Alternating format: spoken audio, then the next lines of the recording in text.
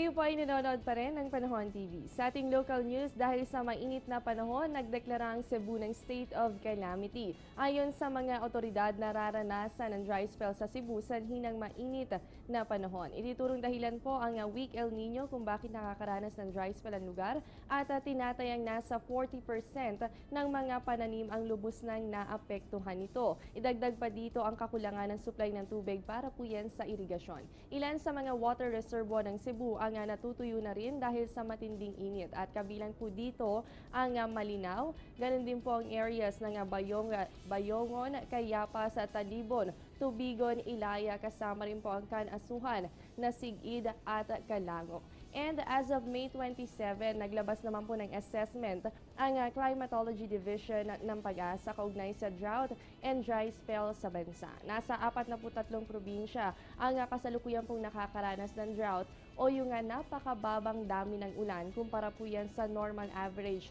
sa loob ng tatlong magkakasunod na buwan. So kasama po dito ang areas ng Abra, Agusan del Norte, Agusan del Sur, Albay, kasama rin po ang Apayao, Basilan at ang Bataan. Nakakaranas din po ng drought ang Batangas, Biliran, Bohol, Bukidnon, Bulacan, kasama rin po ang Camiguin at Cavite. Ganon din po ang areas pa ng Compostela Valley, Davao, Eastern Samar, Ilocos Norte, Ilocos Sur, La Union at Lanao del Norte. At ang areas pa ng Compostela Valley o ng Lanao del Sur, Leyte, Maguindanao, Masbate, Misamis Occidental, Misamis Oriental at ang Mountain Province. Kasama rin po sa mga lugar na nakakaranas ng drought ay ang Negros Oriental, Nueva Ecija, Palawan, Pampanga, Western Samar, Sarangani, Siquijor at ang areas pa ng Sorsogon, South Cotabato, Southern Leyte, Sultan Kudarat, Sulu, Surigao del Norte at Surigao del Sur. Kabilang din po dito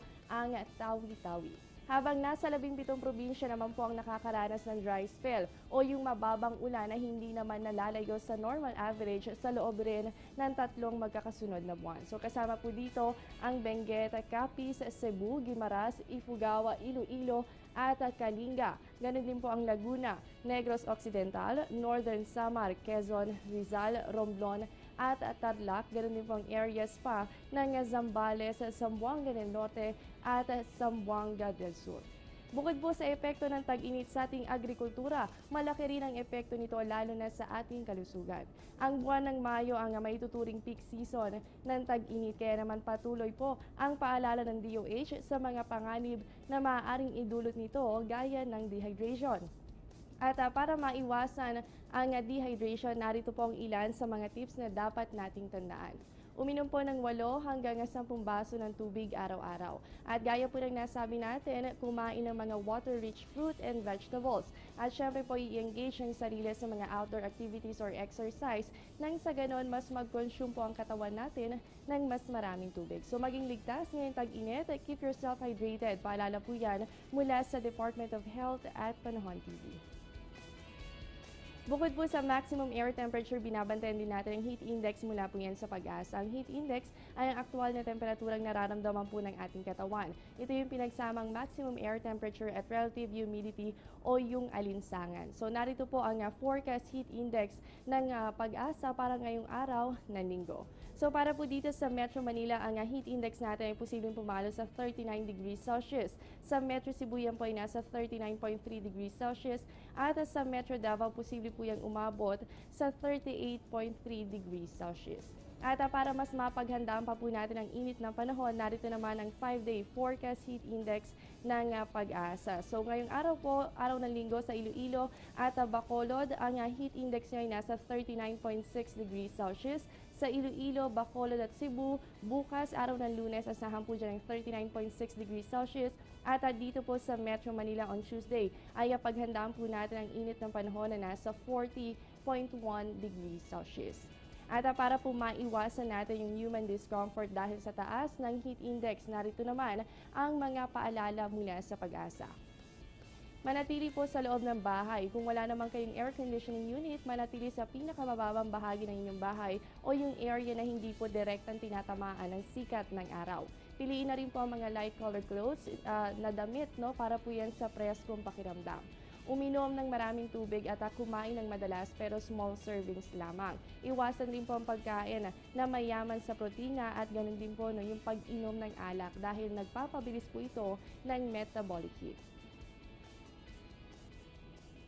At kung ayaw niyo naman po ng bloated feeling dahil sa kakainom ng tubig, make it more enjoyable by eating fruits na mayaman sa tubig, gaya na lamang ng papaya. Ayon po sa Food and Nutrition Research, mataas ang water content ng papaya. Mayaman din po ito sa folic acid, fiber, carotene at vitamin E. Meron rin itong vitamin C na nagpapalakas ng ating resistensya.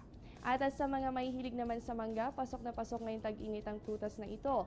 Sa katunayan, kilala po ang Pilipinas bilang isa sa mga bansang major exporter ng mangga. Mayaman rin ito sa beta-carotene, vitamin C, B6, E, K at vitamin A. Mayaman rin po ito sa magnesium, niacin, folate at thiamine. Bukod dito, pwede nyo rin pong gamitin para sa inyong acne ang mango pulp. At in rin ngayon ang pakwan. 92% ng prutas na ito ay tubig. So good source of vitamin A rin ang pakwan for a healthy eyesight, skin, and hair.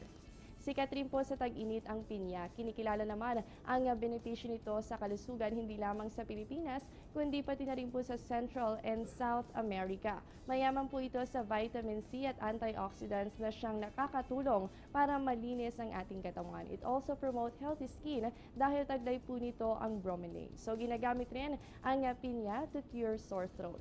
Ilan lamang yan sa mga prutas na malaki po ang may tutulong para sa inyong overall health ngayong hot and dry season. So para sa mas marami pang lifestyle article, bisitahin lamang ang Panahon TV blog at www.panahon.tv/blog.